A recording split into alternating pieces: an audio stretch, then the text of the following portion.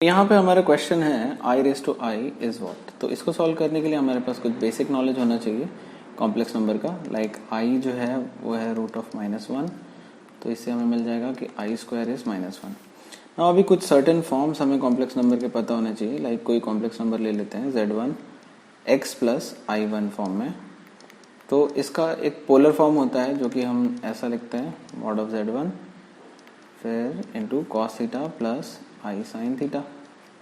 यहाँ पे जो mod of z1 है वो बेसिकली है root of real part of z1 का square plus imaginary part of z1 का स्क्वायर। तो यहाँ पे हमारा रियल पार्ट और इमेजिनरी पार्ट क्या क्या है? रियल पार्ट है x और इमेजिनरी पार्ट है y। So ultimately mod of z1 would be x² plus y² का रूट।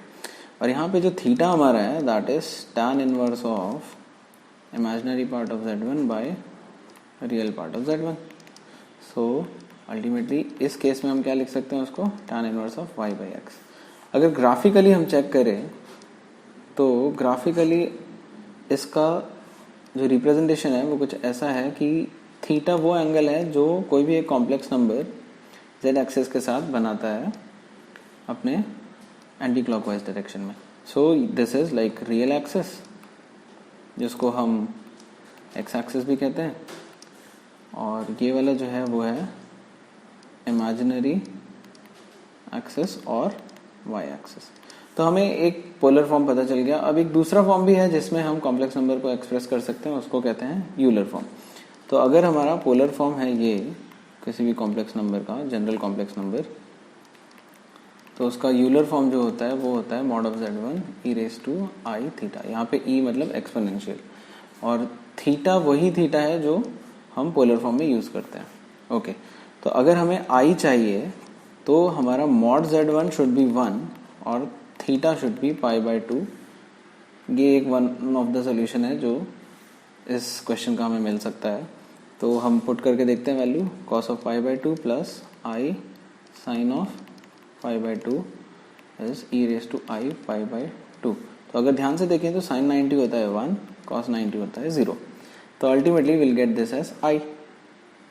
तो अब i⁻⁴ निकालना हमारे लिए थोड़ा सा इजी हो गया। तो i⁻⁴ क्योंकि i की वैल्यू हमें मिल गई है e⁻⁴ π/2, so whole raise to i that would fetch us e⁻⁻⁴ so ये वन ऑफ द सोल्यूशन है, नॉट द ओनली सोल्यूशन। क्योंकि अगर हम साइन और कॉस के ग्राफ्स देखें तो वो कई जगहों पर कई एंगल्स पे 0 और 1 होते हैं। लाइक ये साइन कर्व अगर है और ये कॉस कर्व है, तो इनको अगर ऑब्जर्व करें हम तो साइन की वैल्यू देखिए 1 कई जगह पे हो रही है। ऐसे करते करते ये ग्राफ एक्सटेंड होगा तो बहुत सारी जगह पे 1 आएगा। एक वैल्यू है ये एट π/2, एक वैल्यू है ये एट 5π/2, बाकी वैल्यूज बीच में ये 3π/2 एंड सो ऑन।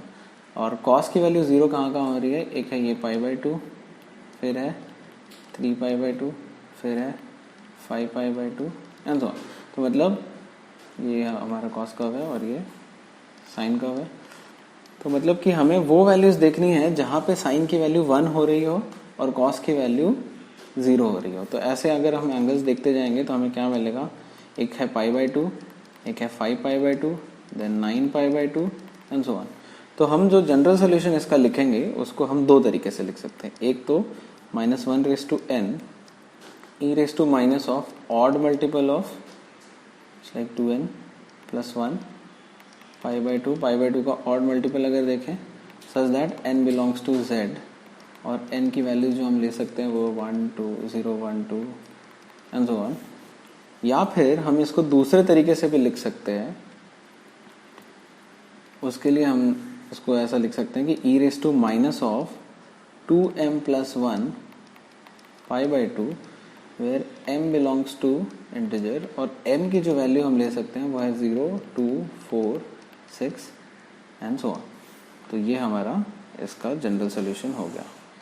और इसके न्यूमेरिकल वैल्यूज के लिए यू कैन यूज कैलकुलेटर और log book. So this is our final answer. All the best.